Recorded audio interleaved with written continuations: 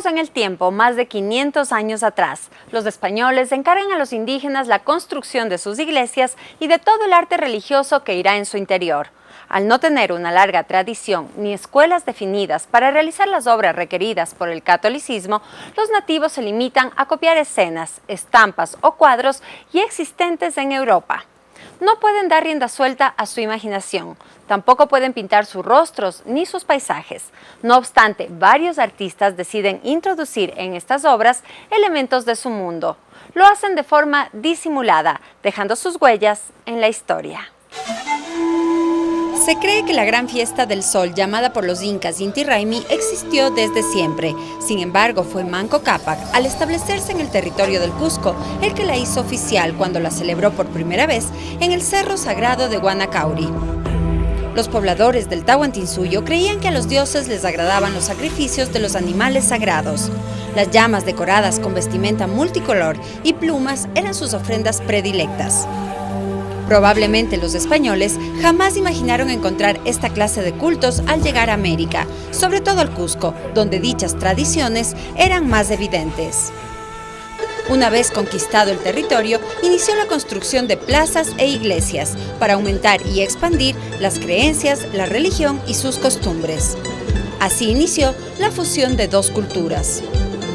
Los principales templos fueron edificados sobre los cimientos de palacios incas de los más importantes emperadores de la época. Y cada región tenía a un sumo sacerdote que era el Huillajumo. Por lo tanto, ellos al venir traían ofrendas desde ese lugar para poder dar gracias al dios Sol.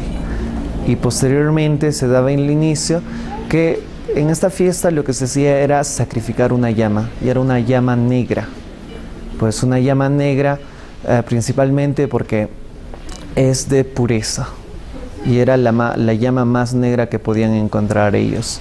Lo que hacían era sacrificar y después sacarle el corazón. ¿Para qué?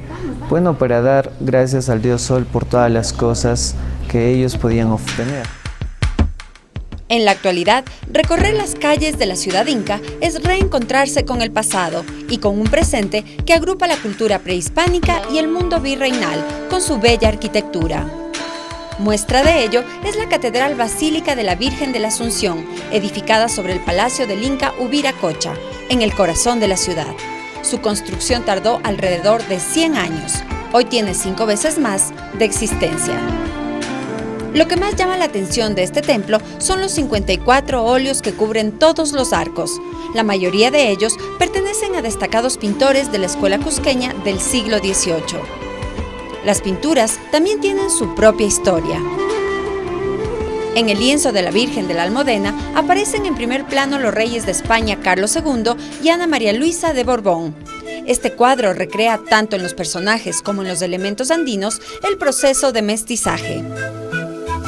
Pero quizás el más claro ejemplo de la mezcla de culturas es este lienzo. Se trata de la última cena en la que el Cordero Pascual está reemplazado por un cuy. No solo se puede ver el cuy en esta Santa Cena, que también alrededor hay algunas cosas, frutas, pues productos también. Como por ejemplo en esa bandeja, como ustedes pueden ver, una de las bandejas hay una papaya, es la de color verde. Esa es la papaya, es una fruta típica. En el otro extremo, en la otra bandeja, al lado de la uva está el choclo, ese es el maíz, ¿no? Y después Jesús agarra un pan de aquí del lugar que se llama el pan chuta. Y bueno, en las botellas, pues no es la chicha, mejor dicho, no es el vino, sino la chicha morada, ¿no? Otro lienzo de carácter histórico que guarda la basílica es el del terremoto de 1650, que muestra los barrios del antiguo Cusco en el momento del desastre natural y al Señor de los Temblores, que hasta la actualidad sigue saliendo en procesión. Pero el detalle que se puede ver aquí es la falda que este Cristo utiliza, porque nuestros Cristos que tenemos acá utilizan una falda, más no es un paño de pudor, porque los Cristos europeos utilizan el paño de pudor. Y aquí lleva una falda que de color blanco viene a ser los uncus. Y los uncus son ropas interiores que los incas llevaban. O sea, esta es una falda inca. La catedral es sin duda una de las más bellas del mundo, pero no la única. Edificada en 1536 sobre el Palacio Inca Sunturuasi, el Templo del Triunfo fue en sus orígenes la primera catedral de este territorio. Su nombre hace referencia al milagro de la Virgen que cubrió con su manto a los españoles para protegerlos del ataque inca. Este templo constituye una auténtica expresión de mestizaje y fusión incaica-española. El Cristo crucificado sobre este retablo fue la primera escultura hecha en América del Sur en 1537, con artistas andinos e insumos locales como telas empastadas con harina de maíz y papa. Y en el altar mayor, junto a la Virgen de la Descensión, se encuentra la primera cruz que llegó a América del Sur, como símbolo inicial de la religión católica para los incas. El Templo de la Sagrada Familia fue el último en construirse y se edificó sobre el antiguo cementerio colonial del Cusco, mientras que en plena plaza de armas de la ciudad imperial, sobre lo que fue el Palacio de Huayna Cápac, la orden jesuita construyó la iglesia de la Compañía de Jesús. En la entrada se exhibe otro lienzo que muestra el vínculo que existe entre la nobleza incaica y la española.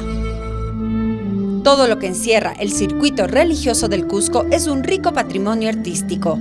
Conocer de cerca una pequeña parte de aquella historia prehispánica que hoy aún se puede sentir en cada uno de estos lugares que guardan en su interior más de 400 años de fe, talento y cultura es una experiencia inigualable.